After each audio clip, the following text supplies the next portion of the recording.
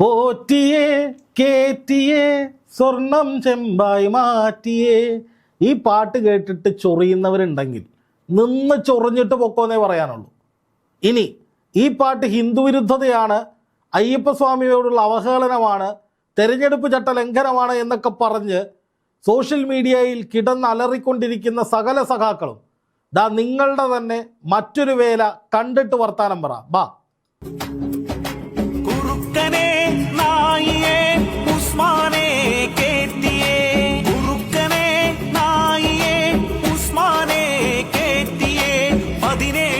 ചരിത്രം മാറ്റാൻ ഒരിക്കലും ആവില്ലല്ലോ.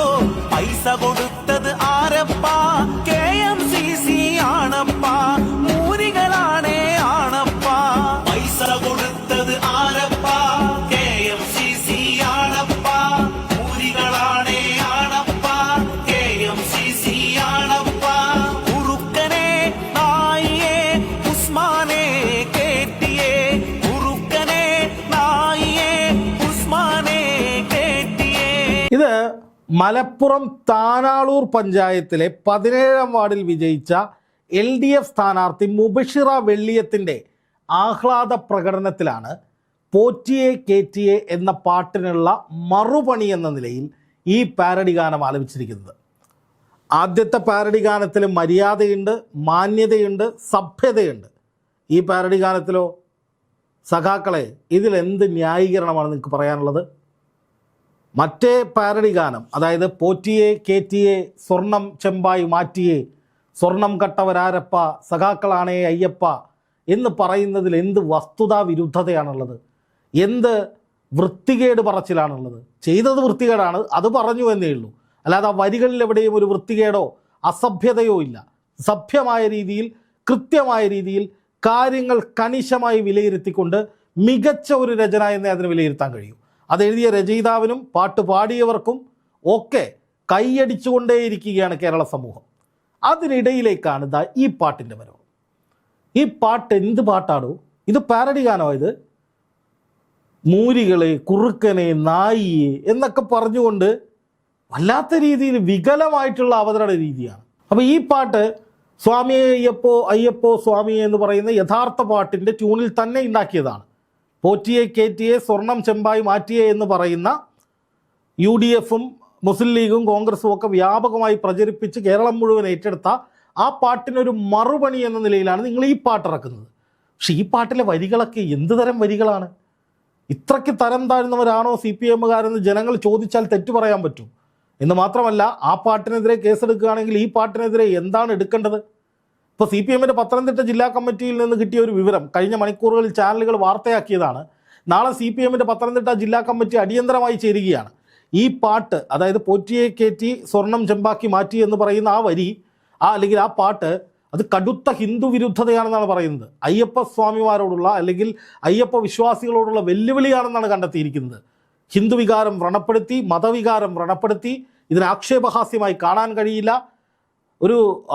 ഒരു പാരഡിയായോ അല്ലെങ്കിൽ കോമഡിയായോ ഒന്നും ഇതിനെ കാണാൻ കഴിയില്ല. ഇത് കടുത്ത ഹിന്ദു വിരുദ്ധതയാണ്, അല്ലെങ്കിൽ കടുത്ത മതവികാരങ്ങളുടെ വ്രണപ്പെടുത്തലാണ് എന്നാണ് ഇവർ കണ്ടെത്തിയിരിക്കുന്നത്. ഇത് CPMൻ്റെ പത്തനംതിട്ട ജില്ലാ കമ്മിറ്റി. അപ്പോൾ നാളെ അവർ യോഗം ചേർന്നിട്ട് അടിയന്തര നടപടികളിലേക്ക് പോവുകയാണ്. അതായത് തെരഞ്ഞെടുപ്പ് കമ്മീഷനെ സമീപിക്കുന്നതടക്കം, നിയമ നടപടികൾ സ്വീകരിക്കുന്നതടക്കമുള്ള നീക്കങ്ങളിലേക്ക് പോവുകയാണ്. ഇത് കോമഡിയല്ല. നമ്മൾ ആദ്യം വിചാരിക്കും CPMമാർ ഈ ചെയ്യുന്നതൊക്കെ വെറും കോമഡിയാണ്, അത് ആരോ പടച്ചുവിട്ട ഊഹാപോഹങ്ങളാണെന്ന്. അല്ല, ശരിക്കും അവർ ചെയ്യാൻ പോകുന്നതാണ്. പലരും ഇപ്പോൾ ചിരിക്കണോ കരയണോ എന്നുള്ള അവസ്ഥയിലായിരിക്കും. ഒരു പാരഡി ഗാനം പോലും എഴുതാനും പാടാനും പ്രചരിപ്പിക്കാനും കഴിയാത്ത വിധത്തിലേക്ക് ഉത്തര കൊറിയ മോഡലിലേക്ക് ഇവിടെ പണിയൊപ്പിച്ചുകൊണ്ടിരിക്കുകയാണെന്ന് ആരെങ്കിലും പറഞ്ഞാൽ തെറ്റു പറയാൻ പറ്റുമോ? ഇപ്പോൾ CPM ഇത്രയും കാലം സംഘപരിവാറിനെതിരെ UPയിലേക്ക് നോക്കൂ, അങ്ങോട്ട് നോക്കൂ, ഇങ്ങോട്ട് നോക്കൂ എന്ന് പറഞ്ഞ കാര്യങ്ങൾ ഇതും തമ്മിൽ എന്താ വ്യത്യാസമുള്ളത്? എന്നിട്ട് ഇത് ചോദ്യം ചെയ്യുന്ന ജനങ്ങളെ നിങ്ങൾ നാളെ നിങ്ങളുടെ പള്ളി പൊളിക്കാൻ സംഘപരിവാർ വരുമ്പോൾ അന്ന് ഇടതുപക്ഷമേ ഉണ്ടാകൂ എന്ന് പറഞ്ഞിട്ട് പേടിപ്പിച്ചുകൊണ്ടിരിക്കുക, മുസ്ലിം ലീഗിനെ പേടിപ്പിച്ചുകൊണ്ടിരിക്കുക.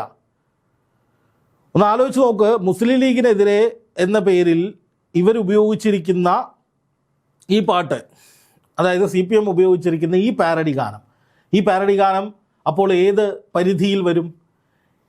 കുറെ കൂടി സഭ്യമല്ലാത്ത വാക്കുകൾ ഉപയോഗിച്ച് വ്യക്തിപരമായ വിദ്വേഷം കുത്തി നിറച്ച് KMCC എന്ന് പറയുന്ന മുസ്ലിം ലീഗിൻ്റെ പ്രവാസി സംഘടന, മഹത്തായ ഒരുപാട് സഹായങ്ങളും ഒരുപാട് നല്ല കാര്യങ്ങളും ജീവകാരുണ്യ പ്രവർത്തനങ്ങളും ഒക്കെ ചെയ്യുന്ന ആ സംഘടനയെ അവഹേളിക്കുന്ന വിധത്തിൽ, അതിനെ പ്രതിക്കൂട്ടിലാക്കുന്ന വിധത്തിൽ, മുസ്ലിം ലീഗിനെ കടന്നാക്രമിക്കുന്ന തരത്തിൽ, മുസ്ലിം ലീഗുകാരെ മൂരികളെ എന്ന് വിളിച്ചുകൊണ്ട് അധിക്ഷേപിക്കുന്ന വിധത്തിലൊക്കെ സഭ്യതയുടെ സകല സീമകളും ലംഘിച്ചുകൊണ്ട് അസഭ്യതയുടെ പരകോടിയിൽ നിൽക്കുന്ന ഈ വരികൾ രചിച്ചിട്ട് അതിനെ ഒരു പാട്ടാക്കി പാരടിയാക്കി അവതരിപ്പിക്കുമ്പോൾ അതിനെതിരെ എന്ത് നടപടിയാണ് CPM സ്വീകരിക്കുക?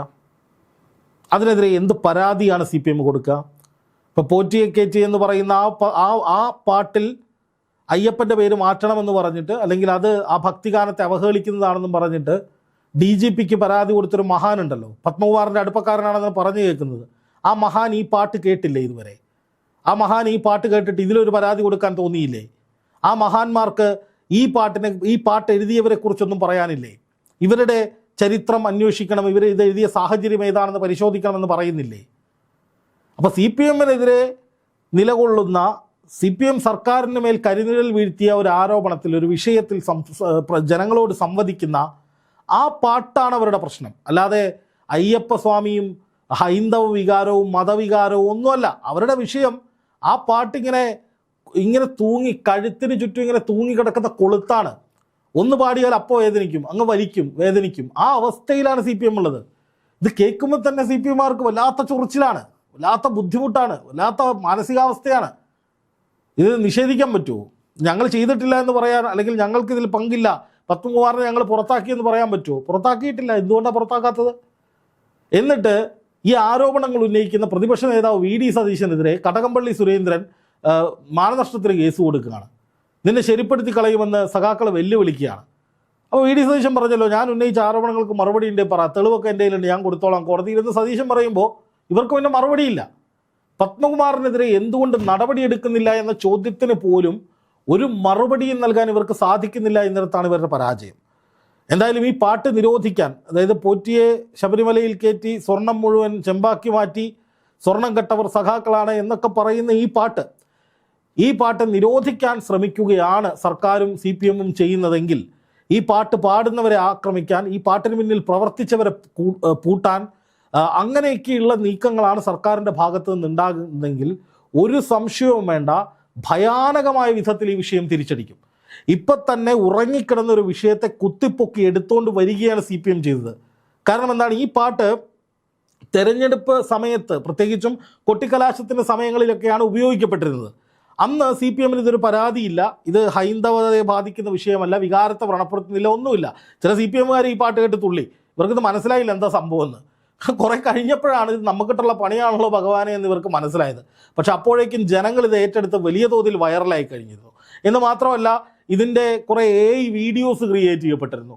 ഈ പിണറായി വിജയൻ ഒരു സ്വർണ്ണപ്പണിക്കാരനായിട്ടിരുന്ന് സ്വർണ്ണം ഒരുക്കുന്നതും, പോറ്റി സ്വർണവുമായിട്ട് കടകംപള്ളി വന്ന് കാണുന്നതും, അങ്ങനെയൊക്കെയുള്ള കുറേ ഇമേജുകൾ സൃഷ്ടിച്ചുകൊണ്ട് ആ രീതിയിലേക്കുള്ള ഒരു വീഡിയോകളും ചിത്രീകരിക്കപ്പെട്ടതോടുകൂടി ഈ പാട്ട് ഭയങ്കര വൈറലായി.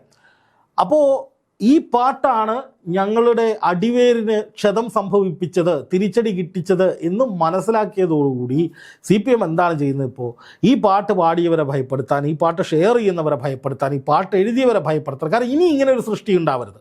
ഇപ്പോൾ ഇതാണ് തദ്ദേശത്തിനൊരു ടെസ്റ്റ് ഡോസായി ഇതാണെങ്കിൽ, ഇനി നിയമസഭാ തെരഞ്ഞെടുപ്പിൽ ഇതേ മോഡലിൽ എന്തൊക്കെ വരും? അപ്പോൾ അത് വരാതിരിക്കാൻ വേണ്ടി ഇങ്ങനെയൊക്കെ ഇനി ആരെങ്കിലും ചെയ്താൽ അത് കടുത്ത നിയമവിരുദ്ധതയാണ്, കുറ്റകരമാണ്, പിടിച്ചകത്തിടും എന്ന ധ്വനി ഉണ്ടാക്കാൻ വേണ്ടിയിട്ട് ഇവരെന്ത് ചെയ്യുന്നു?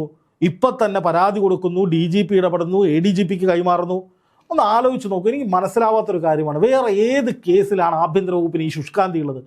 ഇപ്പോൾ രാഹുൽ മാങ്കൂട്ടത്തിനെതിരായ സംഭവത്തിലും കണ്ടു, യുവതി നേരെ പോകുന്നത് മുഖ്യമന്ത്രിയുടെ അടുത്തേക്കാണ്. നമുക്ക് ആർക്കെങ്കിലും ഒരു വിഷയം വന്നാൽ മുഖ്യമന്ത്രി നേരിട്ട് കാണാൻ കഴിയുമോ?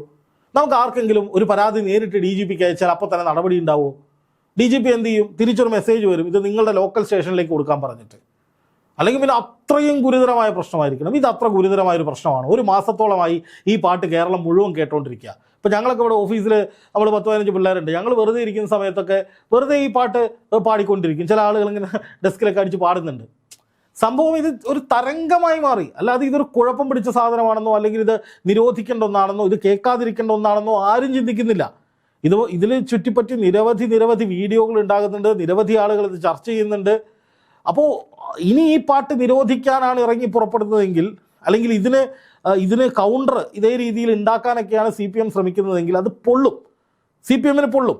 CPM-ന് എന്തെങ്കിലും തരത്തിൽ ഈ വിഷയം അവസാനിപ്പിക്കണം, അല്ലെങ്കിൽ ഈ വിഷയം ഇനി ചർച്ചയാകരുതെന്നുണ്ടെങ്കിൽ CPM-കാർ മിണ്ടായിരിക്കും നല്ലത്. അല്ലെങ്കിലും ഈ തെരഞ്ഞെടുപ്പ് കഴിഞ്ഞ് കൊട്ടിക്കലാശത്തിന് ഉപയോഗിച്ച് അതൊക്കെ കഴിഞ്ഞ് വളരെ കഴിഞ്ഞാണ് ഇവരിത് കുത്തിപ്പൊക്കിക്കൊണ്ടിരുന്നത്. അപ്പോൾ അത് വീണ്ടും വിവാദത്തിലെ ആൾക്കാരൊന്ന് മറന്നങ്ങ് പോവുമായിരുന്നു. അപ്പോഴത്തേനും വീണ്ടും ഇത് കുത്തിപ്പൊക്കിക്കൊണ്ടിരുന്നു. ഇനി ശബരിമല സ്വർണ്ണക്കൊള്ളയിൽ ഇന്നും ഒരു അറസ്റ്റ് ഉണ്ടായിട്ടുണ്ട്. അപ്പോൾ ഇതുമായി ബന്ധപ്പെട്ട് ഇനിയും ചർച്ചകൾ ഉണ്ടാവും. ശബരിമല സ്വർണ്ണക്കൊള്ള വീണ്ടും ലൈം ലൈറ്റിലേക്ക് വരും. മാങ്കൂട്ടത്തിൽ എന്തായാലും ഇനി വേട്ടയാടാൻ പറ്റില്ല, വേട്ടയാടിയിട്ടും കാര്യമില്ല, അയാൾ നിന്ന് തരില്ല. മാധ്യമങ്ങളും കാര്യങ്ങളും മനസ്സിലായി എന്ന് തോന്നുന്നു. തെരഞ്ഞെടുപ്പ് കഴിഞ്ഞല്ലോ, ഇനിയിപ്പോൾ മാങ്കൂട്ടത്തിനെ പിടിച്ചിട്ട് വലിയ കാര്യമില്ലാതെ അവർക്കും മനസ്സിലായി. അപ്പോൾ സ്വാഭാവികമായിട്ടും വേറെ വിഷയങ്ങളൊന്നുമില്ല. അപ്പോൾ ഇതിനിങ്ങനെ ആളി കത്തിക്കൊണ്ടിരിക്കും. എന്തായാലും CPM ഇപ്പോൾ ചെയ്യുന്നതൊക്കെ അവർക്ക് തന്നെ തിരിച്ചടിക്കുന്ന കാഴ്ചയാണ് കാണുന്നത്. ഈ പാരഡിയെ കുറ്റം പറയുന്നവരുടെ ആളുകൾ മലപ്പുറത്തുണ്ടാക്കിയിട്ടുള്ള അതിലും ഗുരുതരമായ, ഇത് ഗുരുതരമാണെങ്കിൽ അതീവ ഗുരുതരമായ മറ്റൊരു സംഭവം ഇപ്പോൾ പുറത്തു വന്നു. ഇതോടെ വലിയ പ്രതിരോധത്തിലേക്ക് പാർട്ടി പോവുകയാണ്. ഇനിയും ഇതിൽ പിടിച്ച് ന്യായീകരിച്ച് തൂങ്ങാനാണ് വരുന്നതെങ്കിൽ അത് അടപടലം തിരിച്ചടിയാകും, ഒരു സംശയവും വേണ്ട.